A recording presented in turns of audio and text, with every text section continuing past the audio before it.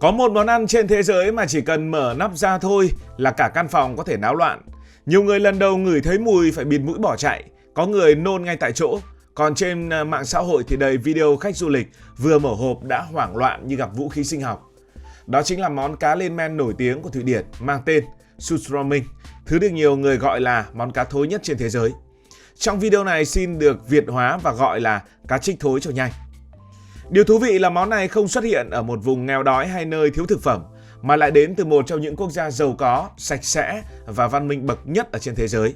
Một đất nước nổi tiếng với những thương hiệu toàn cầu, từng hỗ trợ Việt Nam rất mạnh mẽ ngày xưa, nổi tiếng với công nghệ xanh, nổi tiếng với chất lượng cuộc sống cao, nhưng lại giữ một món ăn có mùi khiến nhiều người muốn bỏ chạy khỏi trái đất.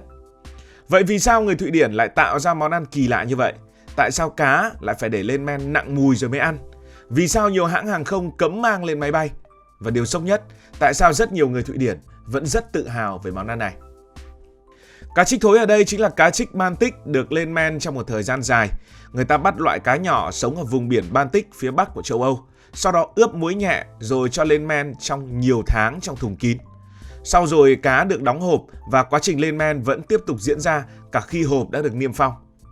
Trên thế giới cũng có rất nhiều món lên men như là kim chi, mắm, phô mai xanh hay là natto của Nhật. Nhưng món cá trích thì khác ở chỗ, nó tạo ra mùi cực kỳ mạnh. Nhiều nhà khoa học cho biết mùi của nó xuất phát từ các hợp chất sulfur và axit sinh ra trong quá trình lên men. Những chất này tạo ra mùi giống như mùi trứng thối, cống rãnh, cá hỏng và thực phẩm phân hủy trộn lẫn vào nhau. Một mùi trong số này đã kinh rồi, bây giờ lại còn trộn lẫn vào nhau. Có người mô tả mùi này giống một thùng rác bỏ quên giữa mùa hè.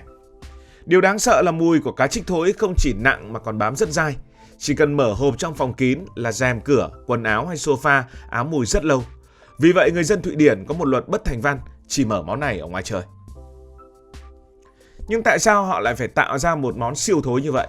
Thì ngày xưa khi Thụy Điển còn là một vùng đất lạnh giá, mùa đông kéo dài và việc bảo quản thực phẩm khó khăn, họ đã phải nghĩ ra món ăn như vậy. Ngày nay thì vẫn lạnh giá, mùa đông vẫn kéo dài, nhưng bảo quản thực phẩm thì dễ hơn nhiều. Ngày nay đã có tủ lạnh, có container đông lạnh và có vận chuyển hiện đại, nhưng thời Trung Cổ thì không. Với người dân Bắc Âu, mùa đông kéo dài nhiều tháng, biển đóng băng, cây trồng khó phát triển và nguồn thực phẩm luôn là bài toán sinh tồn. Cá là nguồn thức ăn cực kỳ quan trọng của người Thụy Điển. Vùng biển Baltic có rất nhiều cá trích. Có thời điểm cá nhiều đến mức được ví như lúa gạo của Bắc Âu.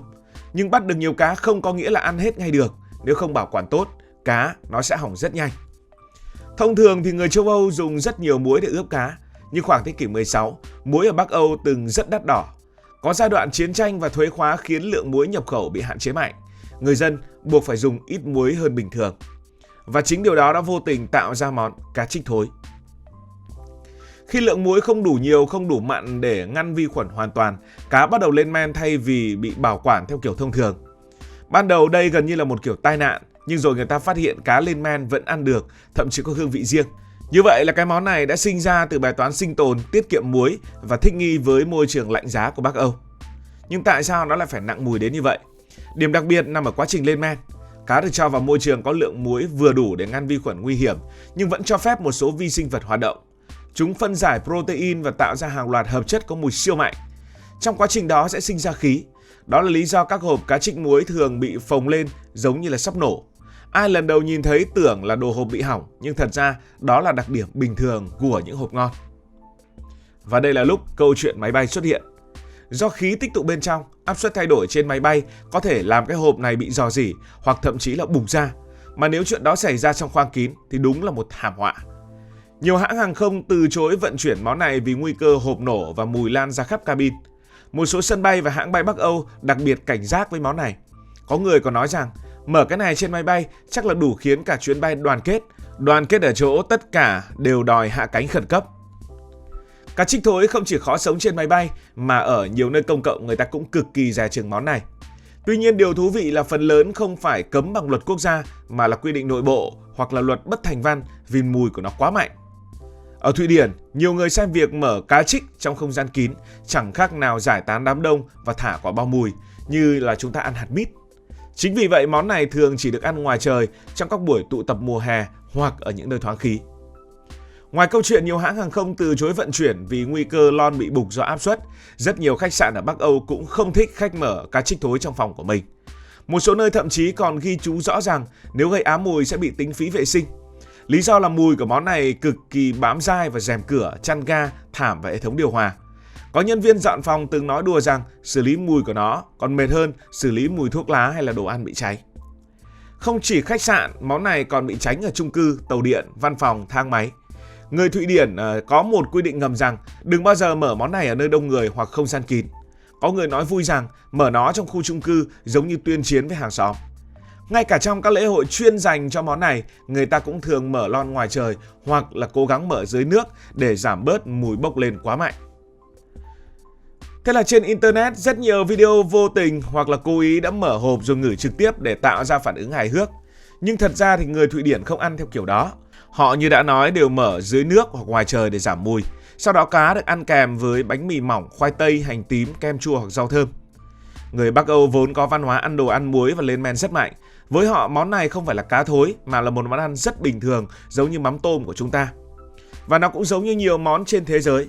Ví dụ, người Pháp có phô mai mùi rất mạnh, người Nhật có natto nhớt và nặng mùi, người Iceland có cá mập lên men cũng khủng khiếp không kém phần. Đông Nam Á chúng ta, ngoài mắm tôm còn có mắm cá bình thường, rồi là còn cả sầu riêng nữa. Điều này cho thấy khẩu vị con người chịu ảnh hưởng rất lớn từ văn hóa và môi trường sống. Thứ người này thấy khủng khiếp có thể lại là tuổi thơ và ký ức của rất nhiều người khác, ngửi quen có khi lại thấy ngon. Và nhiều người cũng tưởng rằng người dân Thụy Điển ngày nào cũng ăn món này, nhưng thực tế không phải là như vậy. Món này thì giống một cái món truyền thống theo mùa hơn là đồ ăn phổ thông. Người ta thường ăn vào cuối mùa hè, đầu mùa thu, đặc biệt trong các buổi tụ tập ngoài trời. Lúc bấy giờ thì không khí cũng rất là mát mẻ. Có những bữa tiệc cá trích thối nơi bạn bè ngồi ăn uống bia và thử thách xem ai chịu mùi giỏi hơn. Nó mang tính gắn kết rất mạnh mẽ. Một phần lý do này vẫn tồn tại vì nó trở thành biểu tượng của bản sắc địa phương. Người dân miền Bắc Thụy Điển xem nó như di sản tổ tiên. Kiểu như, ông cha chúng tôi đã từng ăn món này hàng trăm năm để sống sót qua mùa đông và bây giờ chúng tôi rất tự hào về nó. Và điều khiến món này nổi tiếng toàn cầu một lần nữa lại là mạng xã hội. Khoảng chục năm gần đây, mạng xã hội tràn ngập video thử thách ăn món này. Nhiều video thu hút hàng chục triệu lượt xem vì phản ứng quá hài. Người nhăn mặt, người bỏ chạy, người nôn, người hét lên về mùi. Mạng xã hội đã biến món ăn này trở thành một huyền thoại kinh dị ẩm thực.